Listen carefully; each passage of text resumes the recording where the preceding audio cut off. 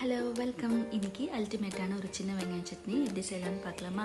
இது எல்லார் வீட்லேயும் அரைப்பாங்களான்னு தெரியாது, ஆனால் எங்கள் வீட்டில் ரொம்ப ஸ்பெஷல். இது அரைக்கிற அன்றைக்கி 3 இட்லி சாப்பிட்றோம், நாங்கள் 10 இட்லி கூட சாப்பிடுவோம். தோசையெல்லாம் கணக்கே கிடையாது. இதுக்கு அல்டிமேட்டான காம்பினேஷன் துணி இட்லி தான். இதை நாங்கள் பெரும்பாலும் அம்மியில் தான் அரைப்போம். இதை நாங்கள் ஏழைகளின் சட்னின்னு கூட சொல்லுவோம். ஏன்னா வீட்டில் எந்த காய்கறியும் இல்லாத போது கூட பட்டை மிளகாவும் சின்ன வெங்காயமும் இருந்துச்சுனாக்கா அம்மியில் 4 நச்சுனா இந்த சட்னி ரெடி ஆகிடும். இப்போ இந்த சட்னியை மிக்சியில் அரைக்கலாம். செய்கிறதுக்கு ஒரு 15 பட்டை மிளகாவை காம்பை நீக்கிட்டு சுடு தண்ணியில் ஒரு 15 நிமிஷம் ஊற வைக்க போகிறோம். இப்போ நல்லா ஊறின பட்டை மிளகாவை ஒரு மிக்சி ஜாரில் போட்டு நல்லா பேஸ்ட்டாக அரைச்சி எடுத்துக்க போகிறோம். இந்த தண்ணியை தூக்கி போட்டுற வேணாம், இந்த தண்ணியை ஊற்றி தான் நம்ம ஒரு சில்லி பேஸ்ட்டை ரெடி பண்ணி எடுத்துக்க போகிறோம்.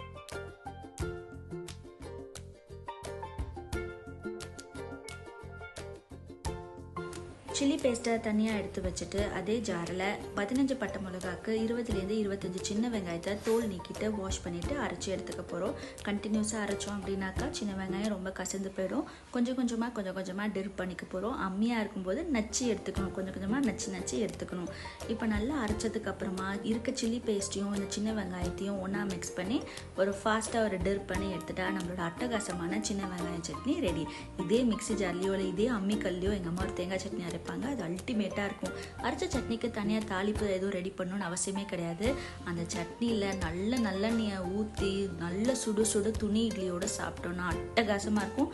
தோசைக்கும் அல்டிமேட் காம்பினேஷனாக இருக்கும். ட்ரை பண்ணி பாருங்கள். நெக்ஸ்ட் வீடியோவில் பார்க்கலாம். பாய்.